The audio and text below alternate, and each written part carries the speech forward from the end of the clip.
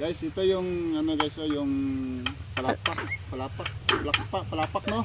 Tawag sa amin ito palapak guys, nung maliit pa kami elementary, ito yung ginagamit namin pag Birnis Santo.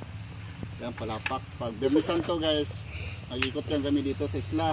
Ito yung palapak. Ganyan yung tunog ng palapak guys. Marami yan kami dati guys, nung mga batang itis ba? Batang itis, palapak. Marami yan kami. Palapak ito mga guys, mga sigat. Sino nakaranas dito, kaway-kaway dyan mga sigat.